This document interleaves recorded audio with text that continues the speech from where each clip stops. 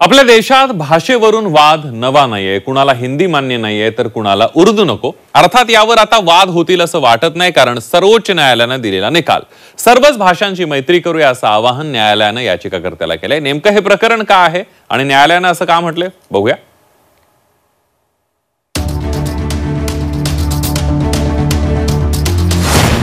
उर्दूसह इतर भाषांशी मैत्री करूया,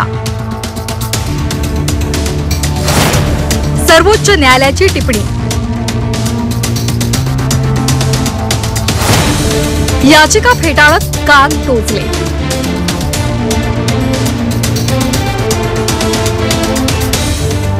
उर्दू भारतात जन्मली, ती लोकभाषा, तिचा कोणत्याही धर्माशी संबंध नाही असं सर्वोच्च न्यायालयानं निकाल देताना म्हटले।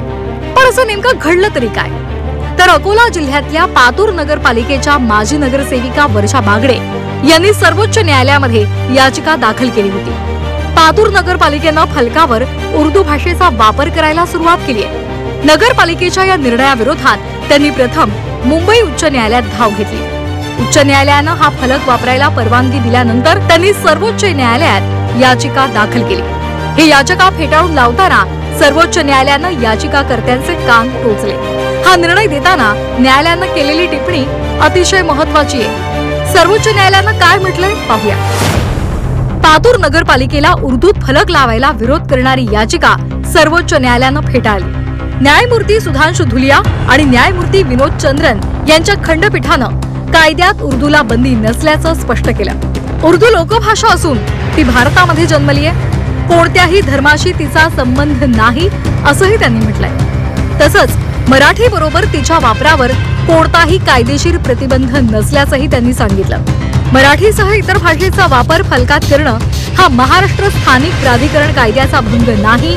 नागरिकांमध्ये फूट पाडायला भाषा कारणीभूत ठरता कामा नये असंही न्यायालयानं म्हटलंय। स्थानिक स्वराज्य संस्था जनतेला दैनंदिन सेवा देते, उर्दू समजत असेल तर फलक लावला तर आक्षेप घेण्याचं कारण नाही असंही न्यायालयानं म्हटलंय। भाषिक विविधतेचा आदर राखणं महत्त्वाचं आहे, उर्दूसह इतर भाषांशी मैत्री करूया असं सर्वोच्च न्यायालयानं म्हटलंय। उर्दू बोर्ड के बारे में जो सुप्रीम कोर्ट ने आज कल निर्णय दिया है, उस निर्णय का हम अभिनंदन करते हैं। इस गांव की जो लोक संख्या है 60% मुस्लिम बहुल लोक संख्या है। यहाँ के जो बुजुर्ग लोग थे हमारे नगरपालिका में पदाधिकारी, उन्होंने 1956 से यहाँ पर उर्दू का बोर्ड लगाया था और उसी परंपरा को कायम रखने के लिए ये नई बिल्डिंग जो नगरपालिका की बनी है उसमें उर्दू का साथ साथ मराठी के साथ साथ उर्दू का भी समावेश होना चाहिए, इसके मुताबिक ठहराव लिया गया था।